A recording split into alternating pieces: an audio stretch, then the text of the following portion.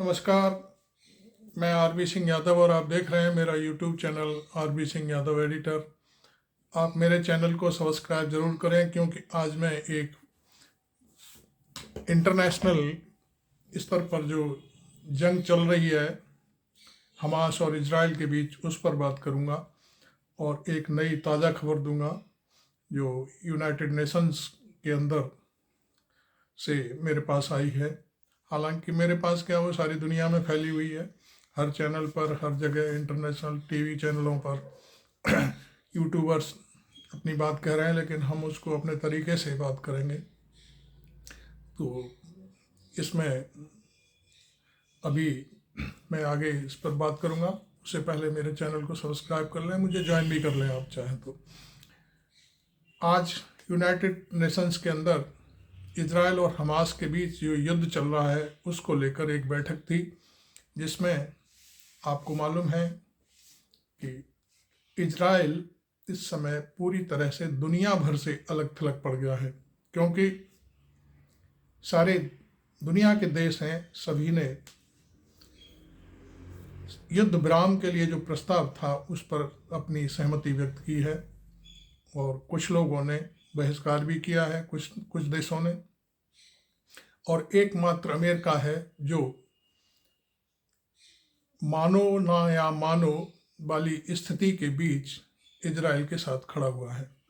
मैं इस पर भी आपको बताऊंगा कि अमेरिका की हालत कैसी है और एक ब्रिटेन है उसकी भी हालत कैसी है।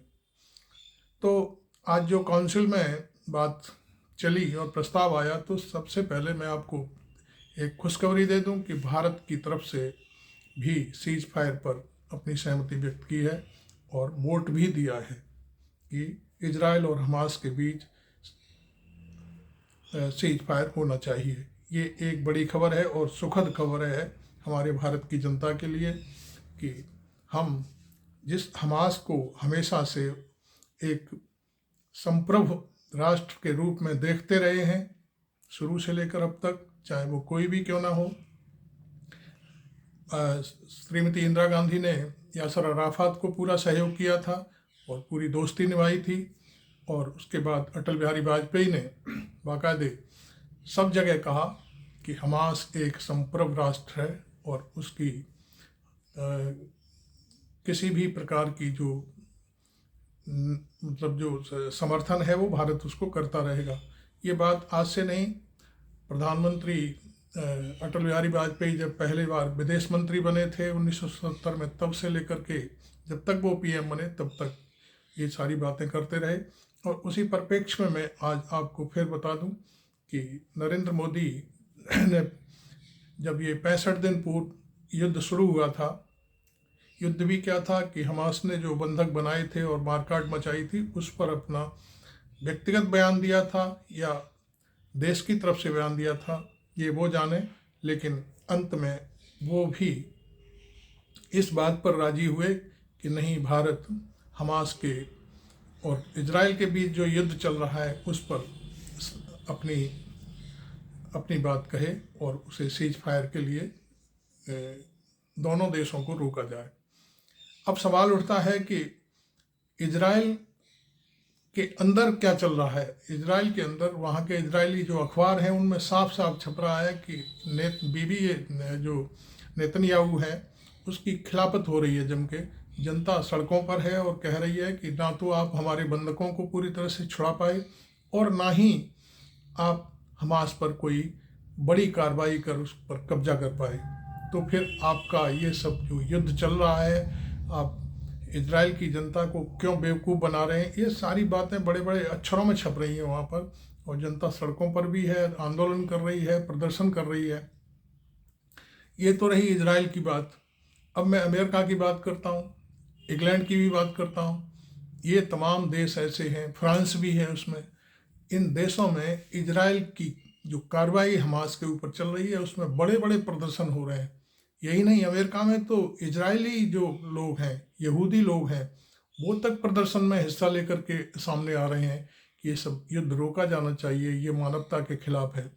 क्योंकि बातें तो किसी न किसी रूप में फैल रही हैं, क्योंकि वहाँ पर जो करीब 40 अस्पताल थे, उनमें से शायद 20 को इजराइल ने पूरी तरह से नेस्तनाबूद कर दिया है।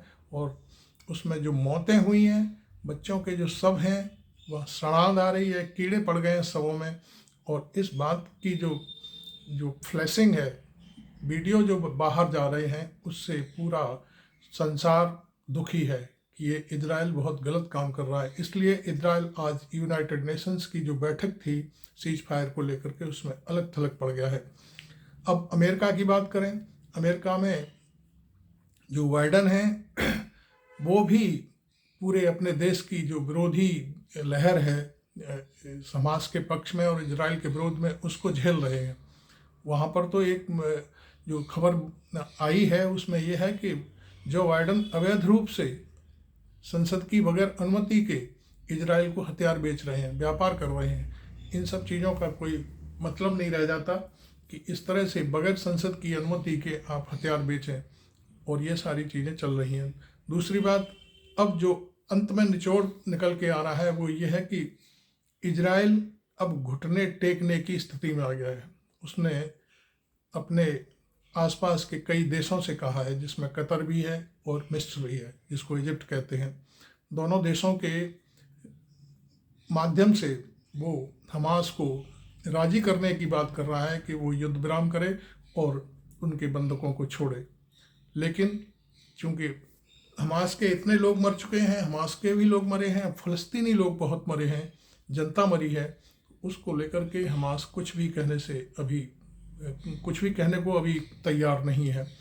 अब बात ये आती है कि जो सऊदी अरब का जो इलाका है, वहाँ पर जो स्वेज नहर के जरिए जो व्यापार होता है भूमध्य सागर से लाल सागर होते हुए और इधर हिंद महासागर की तरफ जहाज आते हैं सामान लेकर के। अभी पिछले दिनों एक जहाज को कतर के जो कुछ आतंकी या कहना चाहिए उग्रवादी लोग थे, उन्होंने अपने कब्जे में ले लिया। तो इससे व्यापारिक वर्ग है जो यूरोप का बहुत भारी दुखी है, और उसका कहना है कि इजराइल ने सारा व्यापार नष्ट कर दिया है, इसकी वजह से सारा काम खराब हो रहा है।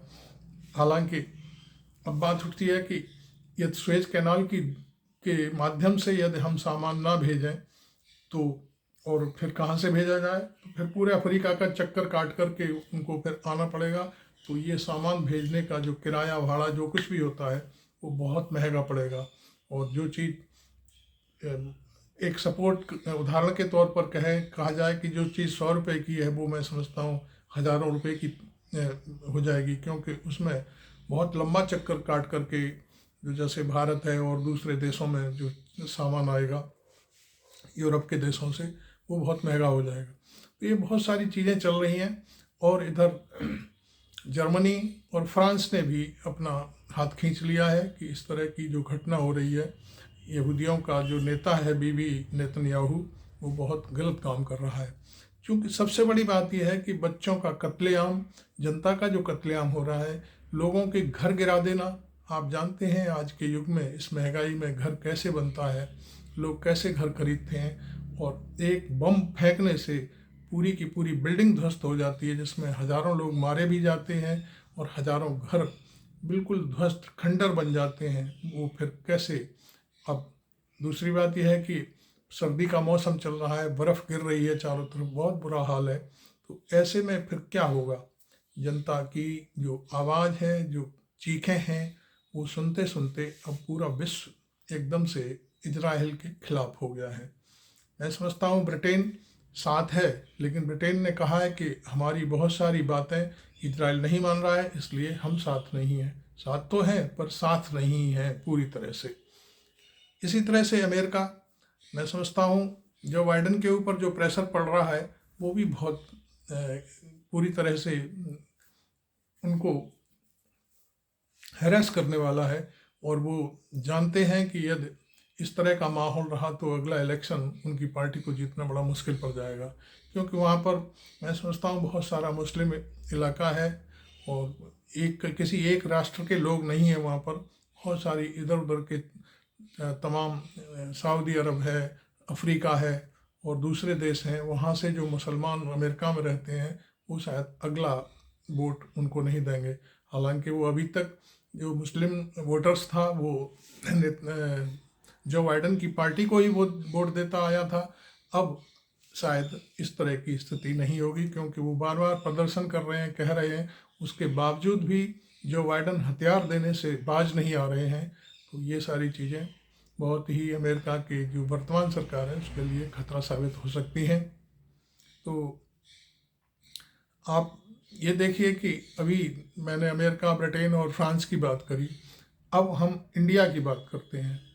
नरेंद्र मोदी के बयान, पहले बयान के बाद से यहाँ का जो एक अवाम का एक हिस्सा था वो हमास को आतंकवादी कहने लगा, सब तमाम चीज़ें बोलने लगे, और फ़लस्तीन को कोई देश ही नहीं मानने को तैयार थे। लेकिन अब यहाँ स्थितियाँ उलट हो गई हैं। मुझे बहुत खुशी हुई है कि भारत सरकार ने अपना कदम पीछे लिया है और एक ह्यूमैनिटी के आधार पर, मानवता के आधार पर जो अपने देश की पुरानी पॉलिसी थी उसी पर लौट आया है। ये एक बहुत खुशी की बात है।